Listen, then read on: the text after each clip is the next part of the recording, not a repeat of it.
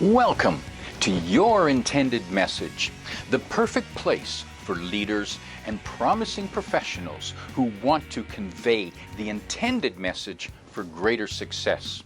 Every week we interview experts who can help you communicate more effectively, whether that's one-to-one, one-to-few, or one-to-many. And perhaps the most important conversation, one-to-self. I'm your host, George Torok. Welcome to Your Intended Message. My guest today is JJ Brun. Here's 3 facts that I think you should know about JJ. 1, as a published author, his first book, what a title, Sell Naked on the Phone, and he was a co-author on that. That became a bestseller with over 60,000 copies sold. Wow. Only 60,000 and all these people see the word naked. I'm surprised you didn't sell more. Number 2, in reality, he was first published unintentionally while serving as a contact handler during the war in Bosnia Herzegovina when his undercover story was published in the local newspaper along with the location of their safe house. Not what you want to happen when you're working undercover. And 3, apparently, JJ is no longer allowed to drive military vehicles in the UK. There must be a story behind that. JJ Brun, welcome to Your Intended Message. Thank you, George. My pleasure. JJ, you were a contact handler, but really you were collecting intelligence for the military, and in effect, you were a spy. Is that fair to say? Well, we don't view ourselves as spies. We are contact handler is a person that works within a collecting platform. So within the intelligence community, you can be an intelligence officer, an intelligence operator. We have an official title. People tend to label what they don't understand. So quite often we will be referred to as a spy. But for us, the operators, the one working within this field, it's an employment, it's a job. Now, a contact handler, very unique skill set, is a person where he or she is sent into a hostile environment, where he or she has to cultivate sources within that environment and determine their intentions, or even modify their behaviors if and when required, without the use of any Jedi mind tricks. So my claim to fame within the intelligence community is that I was the first one volunteered to be a contact handler. So I was sent over to the UK to be trained to learn the skill sets, and then I deployed into Bosnia Herzegovina, being the first Canadian trained within this field since the Second World War. Now, what was going through your mind when you put up your hand and say, pick me, pick me?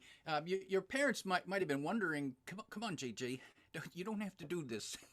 What was going through your mind? Why did you volunteer? Because that sounds like it could have been dangerous. There was a war going on. Yes. So, George, I didn't volunteer. I was told. So at that time, I was working in Canadian Forces Base, Kingston. And within the intelligence division, I was in a section that was responsible for the capability of human intelligence. So human intelligence is a collecting platform. We have signals intelligence, SIGINT. We can listen to your conversations on the phone. We have imagery intelligence. So IMINT, where from satellite pictures, we can discern what's happening on the ground. HUMANT, as in human intelligence, is somebody that's actually in the field, on the ground, that can give a different perspective and provide the information. So we are collectors, as in imagery intelligence, signal intelligence, human intelligence.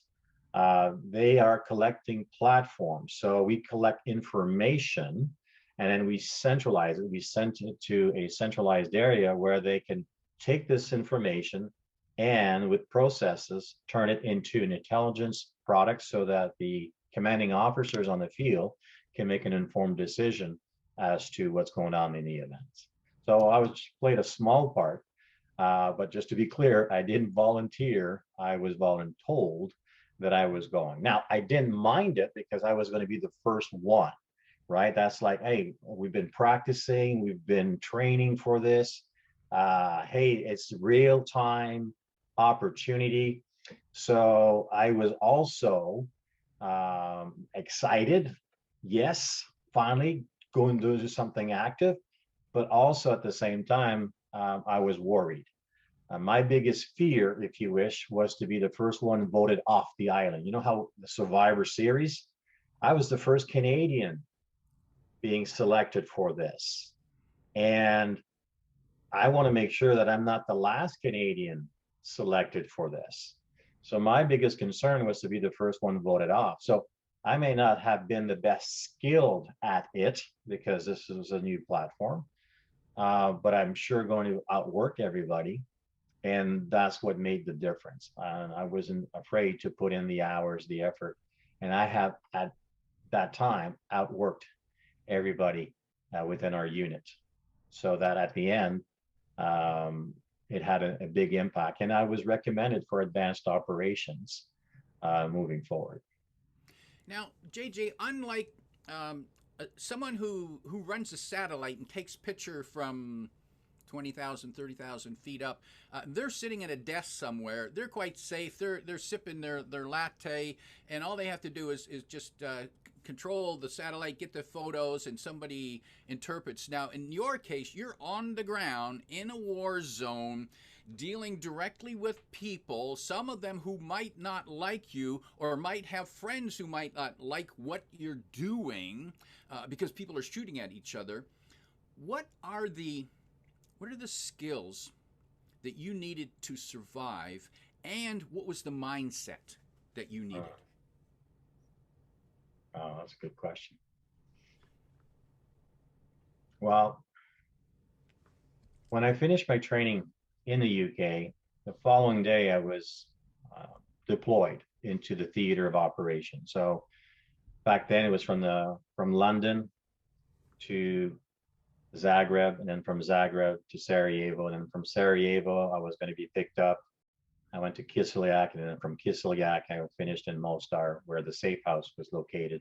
Then in Medjugorje, which is near Mostar. When I came into Sarajevo, that's the first time I met a Canadian.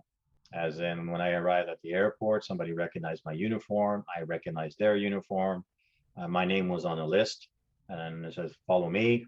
Perfect. I was provided with my, identity, cover stories, funds, everything that I need, all the little administrational aspect. And I was provided with my weapon. And that was a shock to me because I was provided with a pistol, two empty magazines that can hold 10 bullets each, and 10 bullets. One pistol, two magazines, 10 bullets. And I'm like, where's the rest of the bullets? As in, I've got two magazines, should I not have 20 bullets? To which we had an argument, or it turned into a conversation that led to an argument. Either I take that, I sign that off, and I have to then come when I leave, bring back the pistol, the two magazine, and the 10 bullets. I knew I was in trouble when I said to the gentleman, what if I use one and I only bring 9 bullets? Do I have to bring you the empty casing to prove that I've used one? To which he responded with, if you don't bring me 10 bullets, you're going to get court-martialed. You bring me his pistol, 2 magazines, and 10 bullets. There was no value of continuing the conversation. It was more about just finish the administration, get all this, take all your stuff, and leave, because he's not the right person to talk to. We can figure things out later on. At the end, I was in a war zone with a pistol, 2 magazine, and 10 bullets. And I realized that I was going to have to do business differently.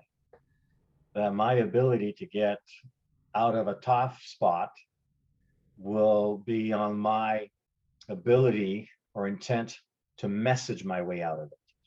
So I had learned other skill sets before being trained as a contact handler.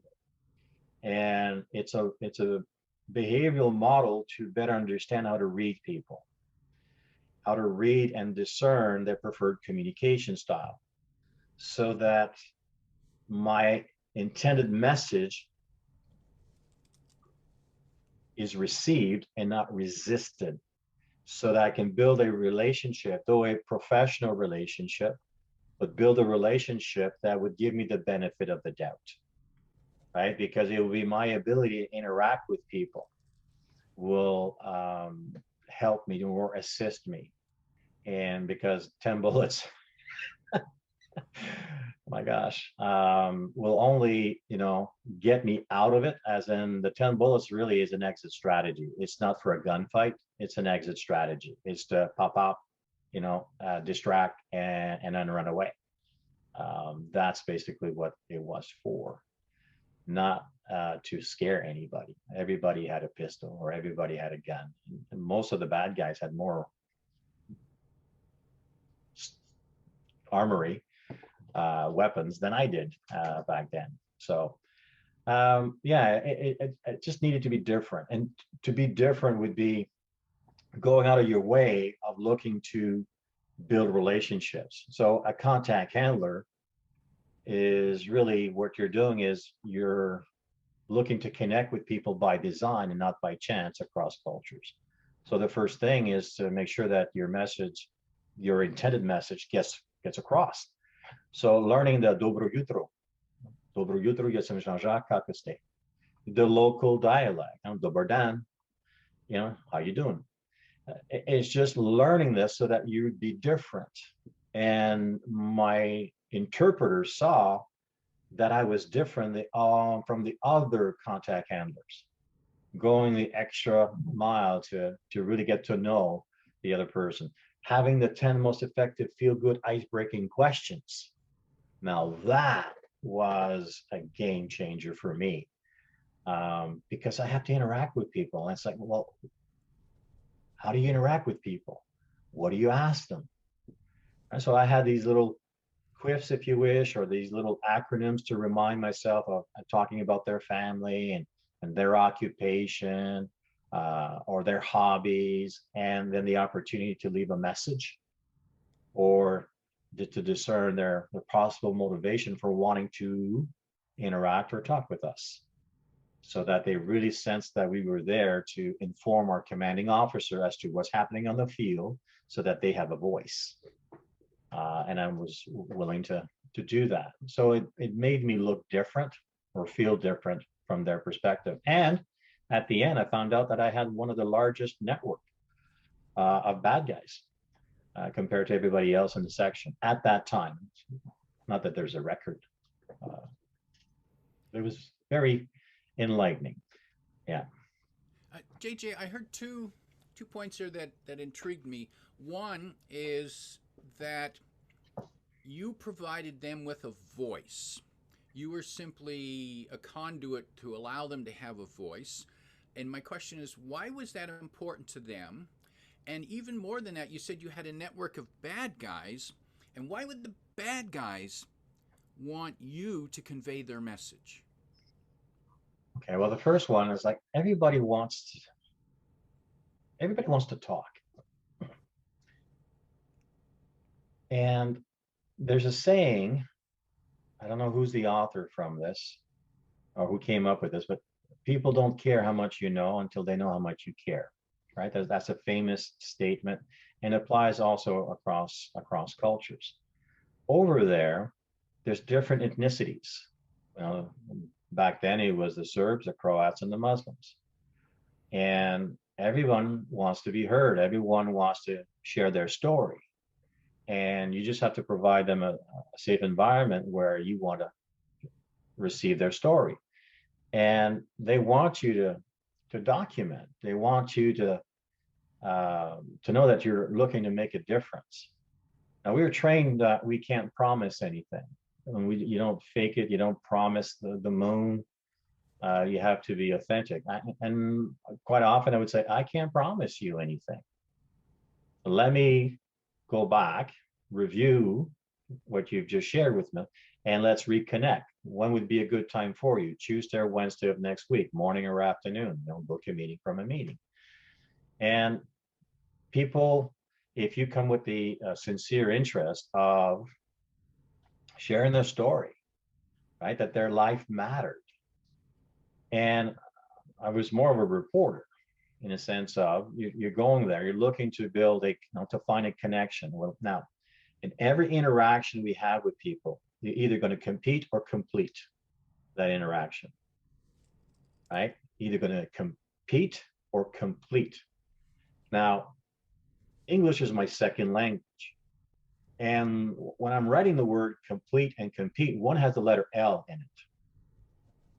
So my brain goes to, well, what's the L factor in order to complete an interaction? Until you can find a common link, a common like, or common love, no connection. As soon as you can find a common link, a common like, a common love, you have an opportunity to make that connection. And it's very much like climbing on a ladder. You know, when you take a ladder, you have to have some awareness here in regards to what's the top, what's the bottom, and you have to anchor it on a solid foundation and lean it on something that's solid. Climbing a ladder will require effort, energy, awareness, right? There's rungs and you have to go up. Well, I'm not a big advocate of instant rapport. I do believe you can make an instant connection with people if you can find that common link, that common like, that common love. Boom, connection. Right. Now we're moving up that ladder. And the four ings to connecting that I discerned when I was there is listening, observing, discerning, and speaking. That I really have to listen to the person, to what they're saying. And not just the words that they're using, but how they're expressing it with emotions. So listening, observing their physiology, observing all the micro movements, discerning which temperament style they're coming from, so I can communicate according to how they're wired, and then speaking as in being part of that conversation. So it's listening, observing, discerning, and speaking. It's what I call the rapport ladder. It's how do you establish and maintain rapport, the highest state of relatability between two people. So if my intention is to pass a message of goodwill, that's my intent. My intended message is I'm looking to connect. I'm looking to establish and maintain rapport. Right. I have some steps.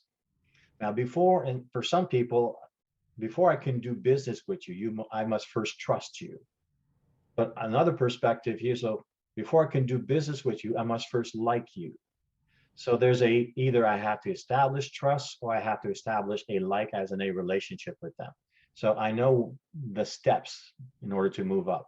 See, if I've earned your trust, because trust is earned from those that are very task-focused, task-oriented, once I trust you, I'll see that there's value and I will want to build a relationship with you, which is more of a professional relationship. On the other side, once I like you, I'm more comfortable now, I will trust you with my personal information.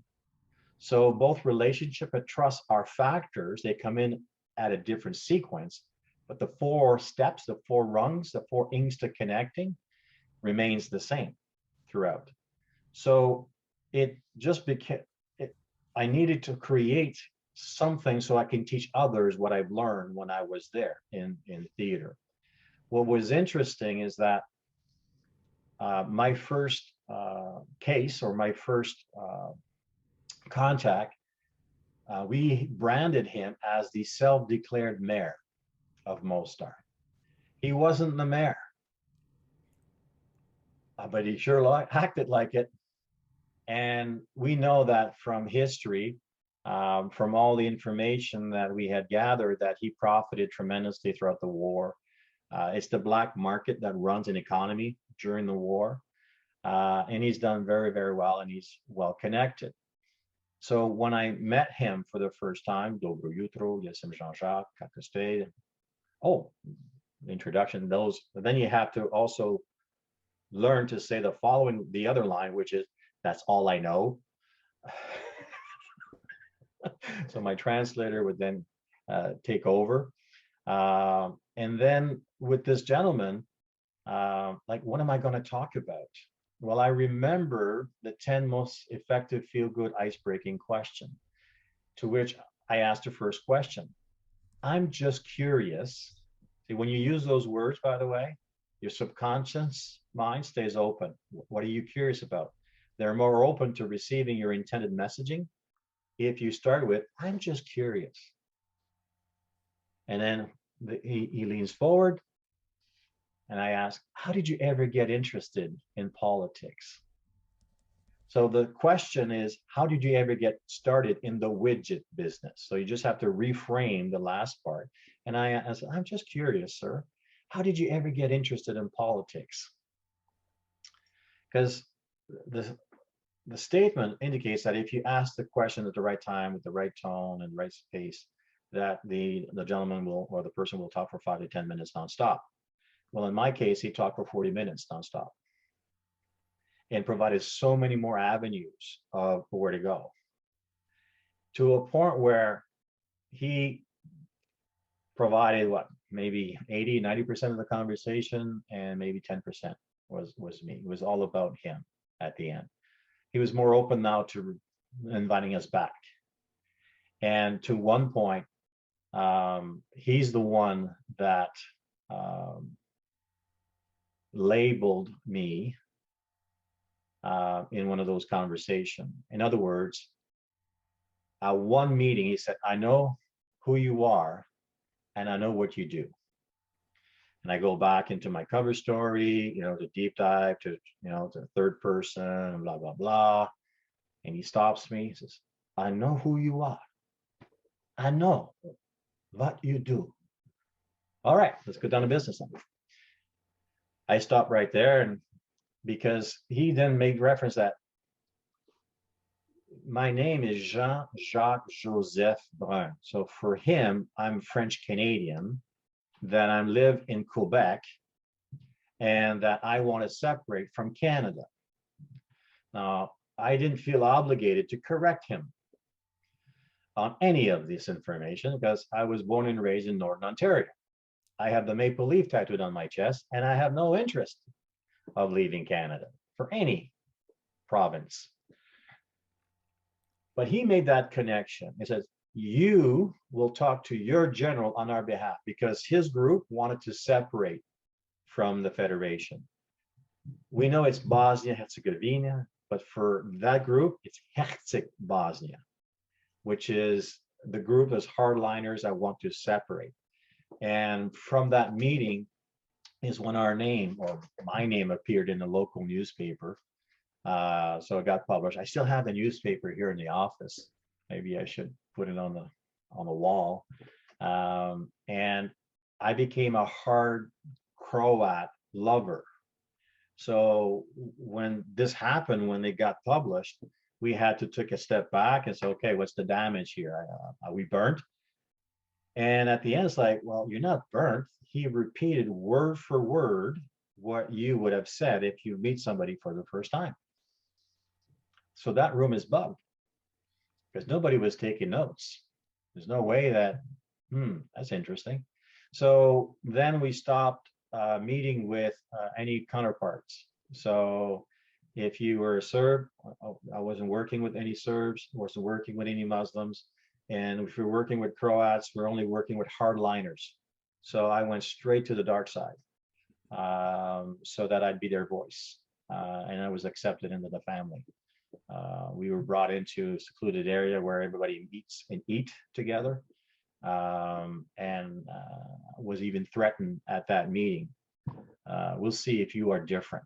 That was the guy, like everyone has it was very, very interesting how everybody had their seating arrangements. The propaganda radio guy sat completely on my right. The guy on the left was the one that was going to break your legs. Pure coincidence, I had somebody that spoke French to me on my side.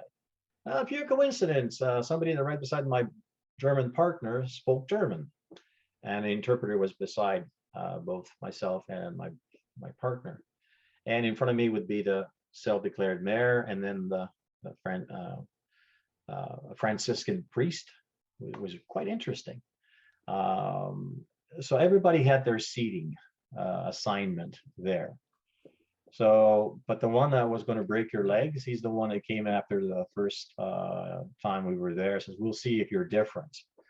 And then, so what do you mean? You know, there's a lot of people that come here, but we'll see if you come back.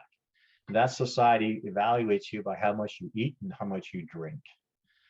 So, and we were invited a second time and a third time. So we were different. So that when my time was done, my tour was done, my replacement was taken in and adopted, as in was edified, or everything that I've done, and then he was able to then cultivate this at a higher level. So it's fascinating. There's lots of things that happen not by design but by chance, but there you can also frame your messaging so that people can receive it. So it was challenging. I just never felt that I was going to die there. I just felt that I was meant to be there, a pioneer, starting something new, keeping the door open for other Canadians. And we were very good. And Canada has not lost any human operators since starting, because back then it was Bosnia, then it moved into Afghanistan, and there's other areas that we specialize or that we go into. So we're very good at what we do within that platform.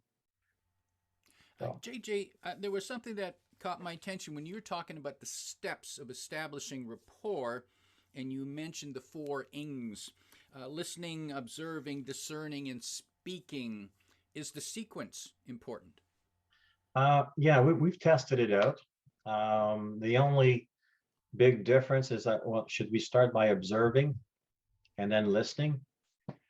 And we've tested it out, and from the research, from the feedback that we've received from the panel, they indicated that it was more about, well, first you have to listen.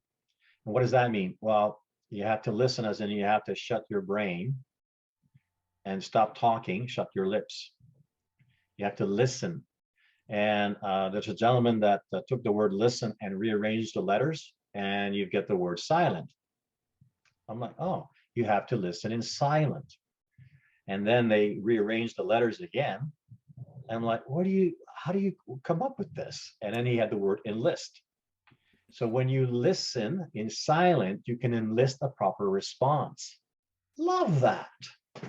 Yeah. Observing is as they're talking, right? You're listening to them. Observing is the I-axis and cues, right? It's listening, it's observing their gestures when they're talking.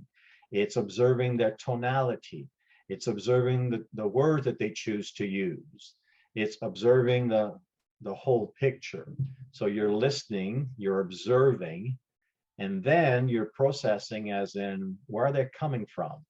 Are they more, do they prefer to be communicated in a firm manner, in a fun manner, in a friendly manner, or in a factual manner? Like, you're discerning their preferred communication style. Now, I use a model to better read people.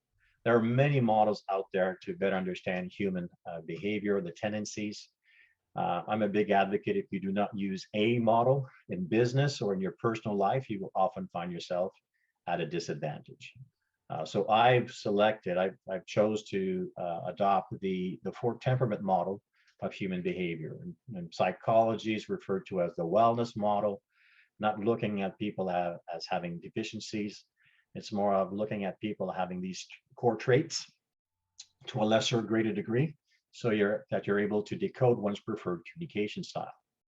So if I'm looking to connect to a certain temperament style, so I love your brand, right? Your intended message. Well, my intended message is to connect with you according to your model of human behavior, not mine.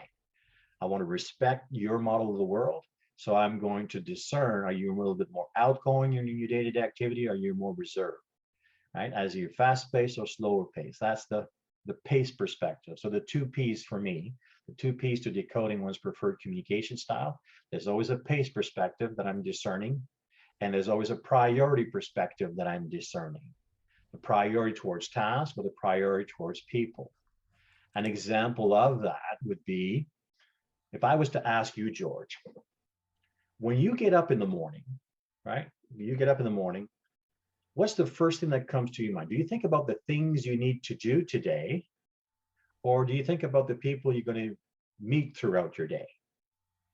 Definitely things. Things, right? So that helps, right? As in knowing where you're coming from.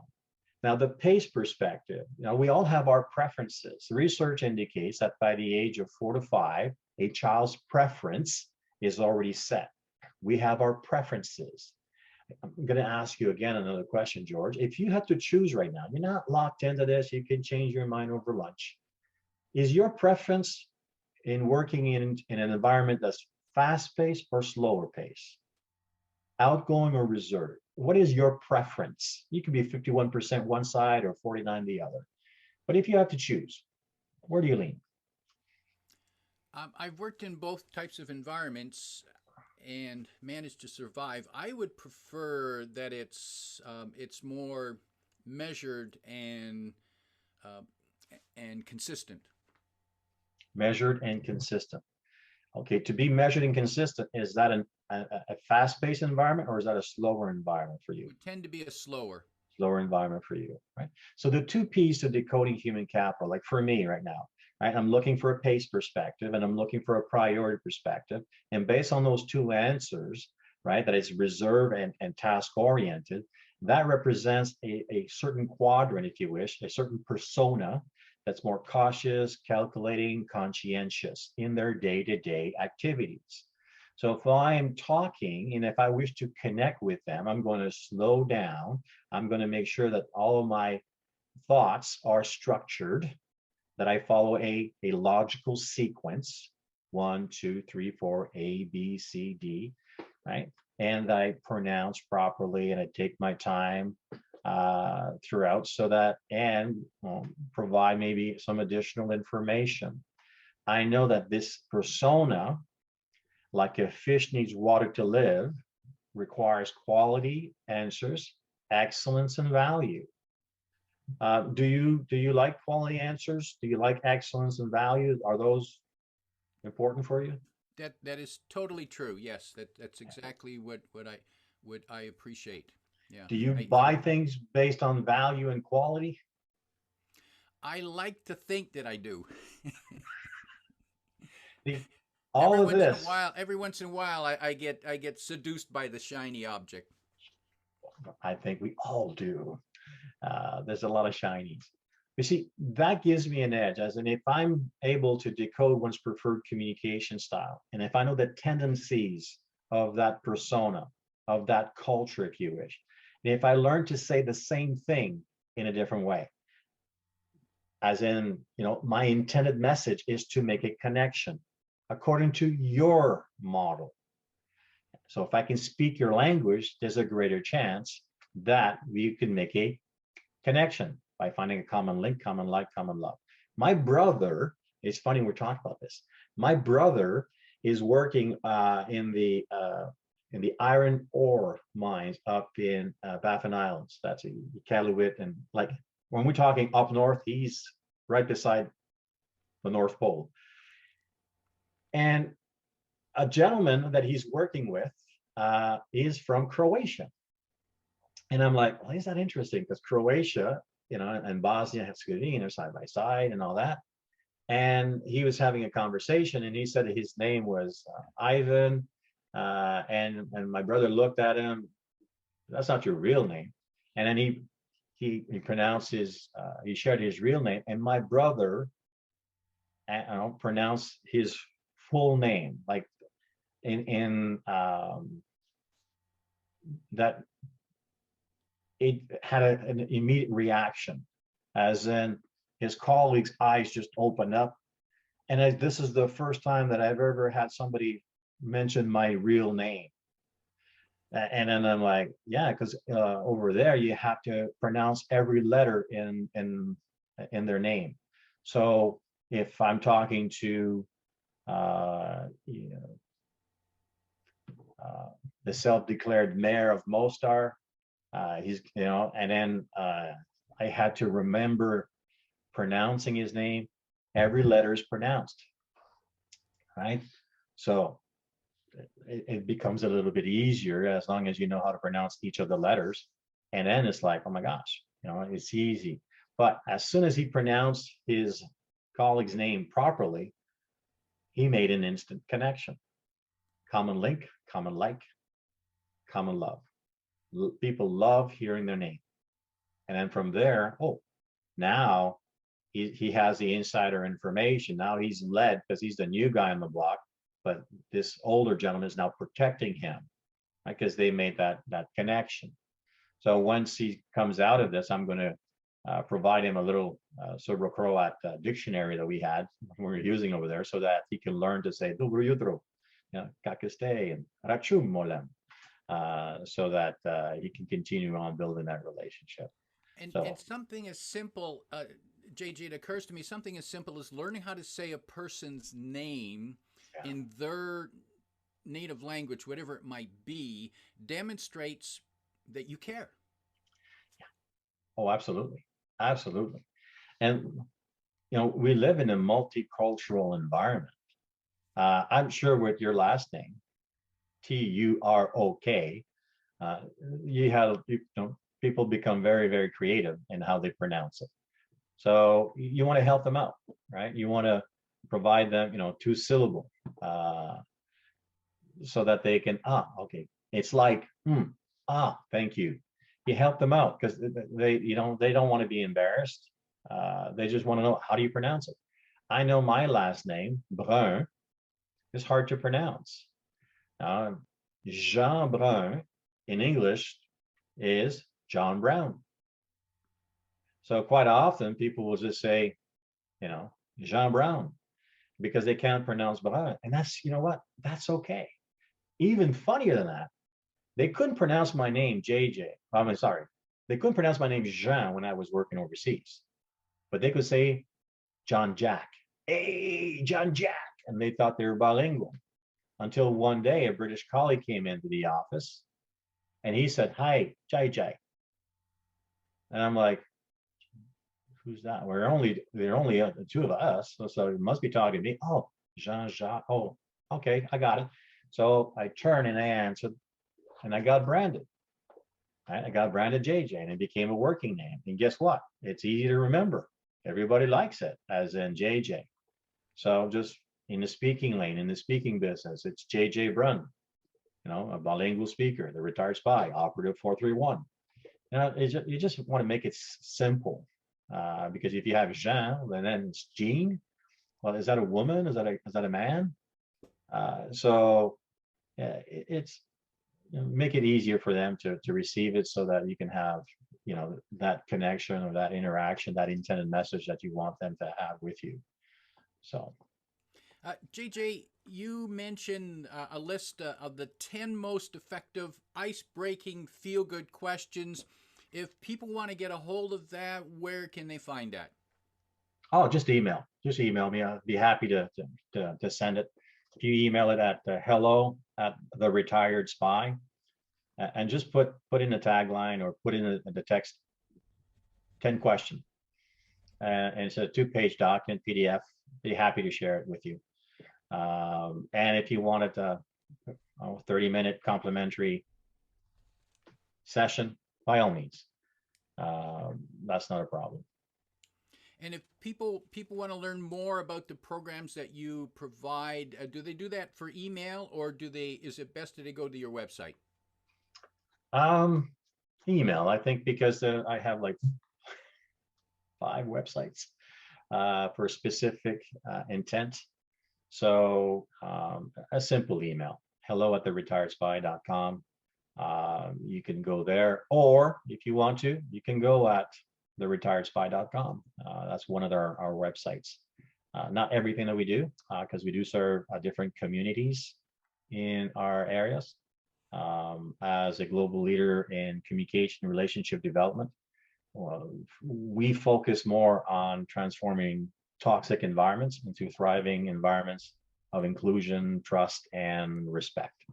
So there's different links, there's different areas where you can find all that information.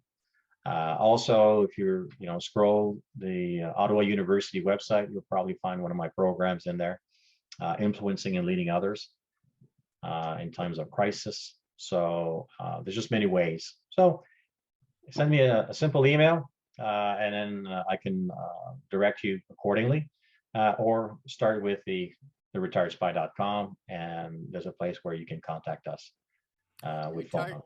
TheRetiredSpy.com. You can find that link in the description, as well as the email to get a hold of JJ Brun, John Brown. And JJ, in wrapping up, if there's 1, 2, or 3 pieces of advice you could convey to team leaders to keep their team more cohesive, especially during times of crisis and change and stress, and you can't give them that gun with the 10 bullets. I would invest in creating a common language, or incorporating a common language in the workplace. And here's a kind of offer, George. If I could be of service, if I could provide a 60-minute overview of making sense of the people puzzle in times of need, in times of change, in times of crisis, the answer is yes. It's a complimentary, it'd be a live workshop, seminar, just to showcase a common language and what it can do to create that environment of inclusion, an environment of trust, an environment of respect, and with no fees attached to it. So it's more of me giving back to our community. And if it's a fit for you, then simply reach us and we'll have that conversation and see how we can serve. So I thought my tour of duty was done after 20 years in the military, but it's not, right? It's all about making a difference and making sure that whatever your intended message is, right? Because we all have this message that needs to be received and not resisted. I believe that the making sense of the people puzzle can provide you that insights, that behavioral based insights for you to connect with people by design and not by chance. So you can have a complimentary 60 minutes workshop and invest in your people.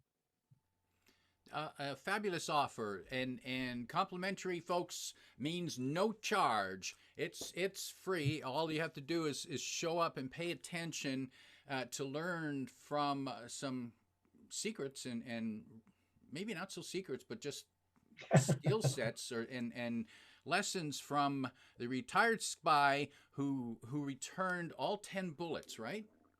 Yes, Yes, I did retain all 10 bullets. My guest today is JJ Brun, reminding you that if you want to connect, it's about liking, linking, and loving. If you like what you heard, remember to like, comment, and share this podcast.